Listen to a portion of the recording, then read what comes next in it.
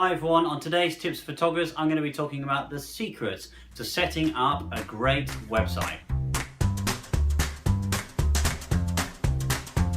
Hi everyone, welcome to another Tips for Photographers. I'm Danny, bringing you your daily Tips for Photographers video, and today I'm going to talk about websites and the secrets to setting up a great website. And this video actually follows on from yesterday's video about going pro, and it looks at all about how you actually get your name out and create a presence and actually make money and do what you love doing photography as a professional. And when you talk about online presence, it all starts with your website. Yes, you can build things on social media and get out there in other ways, but really you should have a cornerstone for yourself. It's your website, it's your home, it's where people go to read about you and discover you, and it represents you in many, many ways. And here's what you should be doing and thinking about when it comes to building your own website. So first of all, we talked about specialization in yesterday's Going Pro video.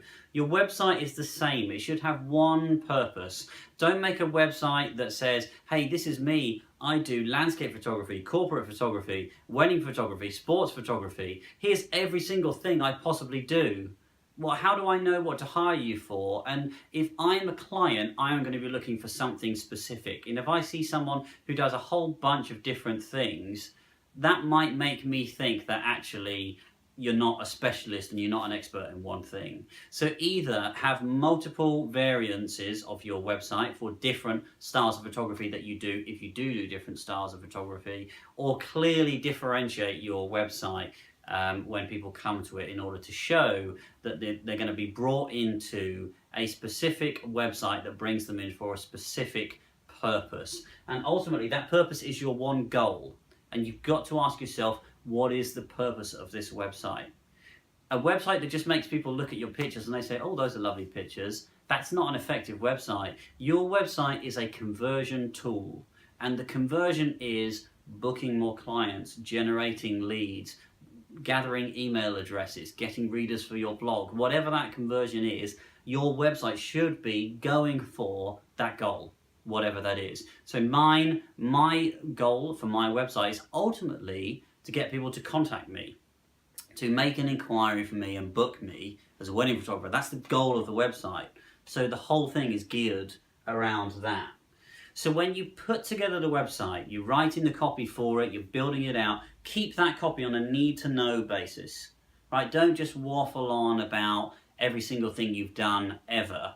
Don't say, go through your whole life story about all of the cameras that you've bought. I see so many bios that are just, when I was 9 I had a reflex camera, and then when I was 10 I bought this camera, and then I bought that camera and I really liked it, and then I bought this camera.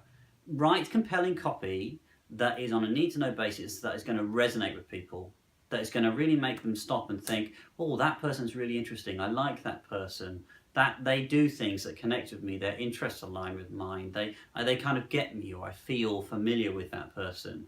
And that is all about creating a connection, and we're going to talk about connection very shortly. Another thing you want to do is write good copy. Okay, keep it concise. Don't put spelling mistakes in there. They undermine your professionalism. I see a lot of websites with spelling mistakes, bad grammar mistakes, paragraphs that aren't split up properly. Make sure your copy's good throughout. If you want a professional service, you want all the copy to be professional as well.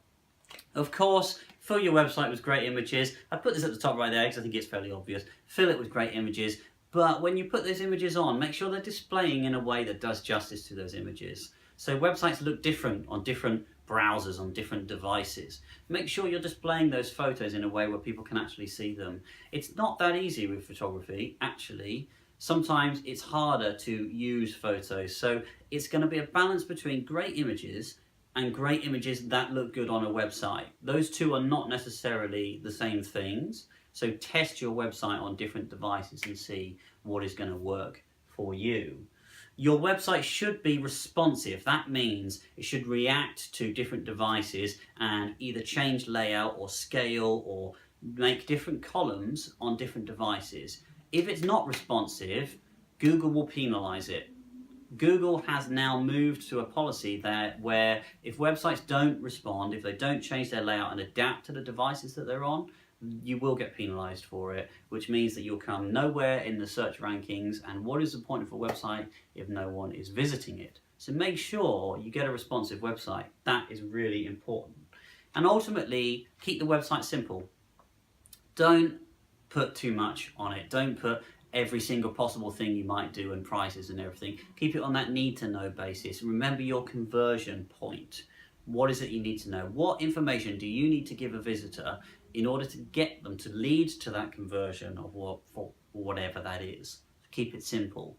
When we talk about these responsive and simple, there's loads of services out there that are going to help you set up a website really, really easily, if not free. WordPress already has out-the-box themes that you can get for free. Set up a website for free with WordPress. I love them. They're amazing. There are other companies like Squarespace,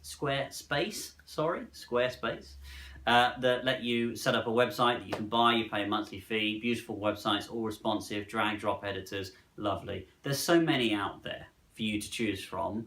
Go and have a look around for whatever web hosting platform that you use. And finally, our last point, when you set up a website, it's all about creating a connection. People want to create a connection with you. If you can build something, if you can resonate with that person, if they can get to know you as a person, not just someone who does photos, but as a person, then you will be building a much stronger relationship and you'll have a much higher chance of converting with that person. And that's reflective in your bio, in your blog, how you write, how you communicate to them. Use video. Video is so good for creating connections between people. But try and get to know the visitor and give them a chance to get to know you through your website, because it's not just about creating good photos. You might be a brilliant photographer. If you're impossible to work with, they don't want you. So create a really strong connection with them and keep the connection as your focus point for the end goal, as the means to get to your lead-ins and your goals for that website and your conversions, because it's through that connection that people are really going to get in touch with you. Thanks again, everybody. If you haven't liked my page already, like at the top, click the like button. If you haven't subscribed already, subscribe. If you haven't shared and commented yet, make sure you share and comment. And if this is useful, share it with other people that you think is going to be useful with as well. Don't forget, you can find me on Facebook, on Instagram at Danny T Weddings as well, and on my website, dannyt.co.uk. Go have a look me up, and I'll see you all again tomorrow for another Tips for